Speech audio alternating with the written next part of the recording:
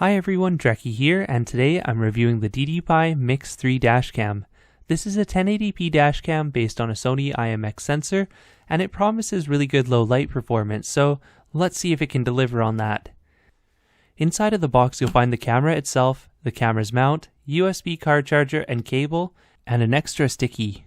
There's also this little removal tool which is a nice addition in case you want to pull it out of one car and put it in the other. The camera body itself is fairly solid, made out of a textured plastic that feels nice to hold. Here's where I noticed the first odd thing though, there's no micro SD slot on this camera. In fact, this camera uses a built-in 32GB memory.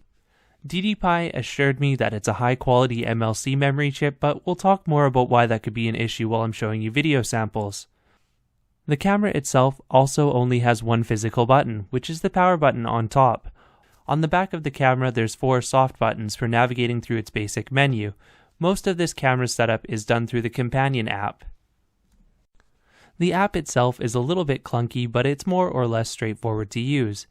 Just connect to the Wi-Fi signal that the camera's broadcasting, and then you'll be able to change settings, see a video preview, take snapshots, and see what the camera's recorded. One thing that's kinda sketchy is that the app requested permission to view and manage phone calls. Now, I wasn't cool with that, so I denied the permission, but then the app wouldn't launch. I contacted DDPai and told them that that was not acceptable. Essentially, I don't want to give out this information to any company willy-nilly, so they said that they're working on a release that will not have that permission required. In the meantime though, that's something to keep in mind. Overall, the app really doesn't have that many settings. I get the feeling that this camera is supposed to be a basic put it in your car and use it and not worry about any of the technical stuff. You do have a parking mode setting if you're using constant power, and it also has battery protection options, so you can have the parking mode enabled for 15 minutes after you park or for an hour so that it won't kill your car battery. That's actually quite a nice feature to have, especially if you have a car that has a lighter jack that's always enabled. Other settings include resolution, microphone on or off, and enabling or disabling the silly startup sound. Hello, Ding Ding Pai. Hello, Ding Ding Pai. The app gets the job done, but that's about it. I'd really like to see that permission removed though. Let's talk about video quality. During the daytime, video quality from this camera is very good. I'd say bordering on excellent.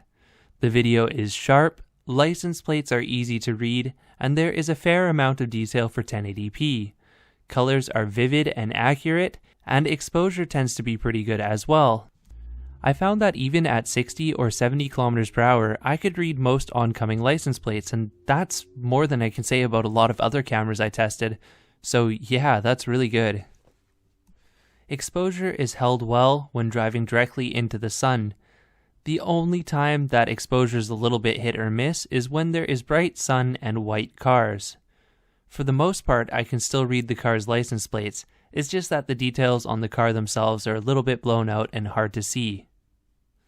I find that maybe the camera's bitrate is just a little bit on the low side though, because when I'm going through areas with lots of details such as tree branches, it gets a little bit blocky. However, that being said, I'm still able to read license plates in these situations, so I can't really deduct points here. In overcast lighting or rain, this camera is pretty much perfect. Details are clear and license plates are still readable, the color balance and brightness is handled well, and yeah, I have no complaints whatsoever about this. When it's overcast, a lot of cameras get a little bit blurrier due to the darker lighting, and that makes it harder to read license plates. But for the most part, the DDPai does an excellent job here. This is an audio test from the DDPai Mix3 Dashcam. 1080 dashcam based on a Sony sensor that says it has excellent night vision. Well, we'll see about that. Right now I'm driving down the highway at about 60 kilometers per hour. There's average road noise, and this is what the microphone sounds like. At night and in low light, it's very similar where the camera does quite a respectable job of maintaining detail. Now keep in mind in this sort of situation, oncoming license plates are generally not readable. What is fairly readable is license plates on the car that you're following. The trade-off is I notice video in the city is a little bit darker overall than other cameras. However, that's totally okay because you can still read things like street signs, you can see what color traffic lights are, you can see the make and model of most cars, and that's better than many other dash cams in its price class. Even in pitch black, where this camera is only illuminated by headlights, it does quite a good job at picking up details. But for everything good that I have to say about the video quality, there are a couple things to keep in mind about this camera. The first thing to keep in mind is the built-in flash storage. Now, I understand why DDPai has done this, because they're trying to make it easy for a non-technical user. All you have to buy is the camera, you don't have to worry about which memory card is the good quality memory card. They've already decided that for you. The problem is that the memory is such a common point of failure that if the memory in this camera goes, it's basically got to be thrown away. You have to buy a new one. Thing is, with other cameras, if your memory card fails, you can easily go out and get another memory card for around $30 and roll with that. DDPai assures me that the flash memory they used in this camera is MLC, which for the non-technical user out there is basically the highest quality memory card you can get in a budget price. However, I had no information on what chip exactly it is, so I cannot confirm that for you. It's something to keep in mind for the non-technical user who doesn't want to have to worry about setting any of that up. This camera would be good. But for those of you who do understand a little bit more about memory cards, maybe not. The next thing to consider is that problem with the app, where it requests permission to see your phone calls.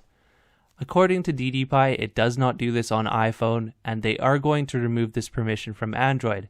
But in the meantime, that's just a little bit invasive. The last thing I think is the biggest issue with this camera, especially for people who are in more extreme climates. This camera has a fairly sizable lithium-ion battery in it, and it's so large in fact that I can film for almost an hour with the camera on its internal battery. To contrast, most dash cams last only 30 seconds with the internal battery. More battery might sound like a good thing, however, lithium-ion batteries do not get along well with heat, so if you live in a climate like Texas or Australia, or somewhere where it gets quite hot and the camera's going to be in direct sun, then you probably want to steer clear of this camera and look for something with a built-in capacitor. Now, don't get me wrong, I can understand why DDPai did this. It is nice to have the built-in battery for parking mode. It's just that I don't really want your car to burn down, so if you do live in a hot climate, a good piece of advice would be to bring this camera indoors instead of leaving it in the car, and that kind of defeats the point of having a big battery and parking mode anyways. So overall, what do I think of this camera? Well, from a sheer video quality perspective, DDPai has a winner here. Video quality during the day is very good, and at night it's quite good as well. License plates are generally readable, there's lots of detail, the exposure and color are correct. I really have lots of good things to say about the video quality. It's just that there are a few other caveats to this camera, the first being the built-in storage, the giant battery, and the weird permissions that the app requires. One of those is an easy solution, and the other two, well, they're just things that you have to deal with. If you're the kind of person who's looking for a simple and straightforward dashcam where you just plug it in and it works, this is the kind of camera for you. You won't have to worry about buying memory cards, you won't have to worry about any weird settings. This camera is quite straightforward.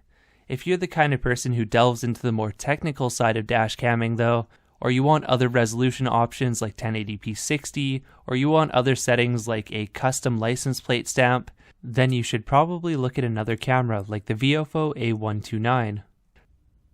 Thanks for watching. If you have any questions, leave them in the comments below.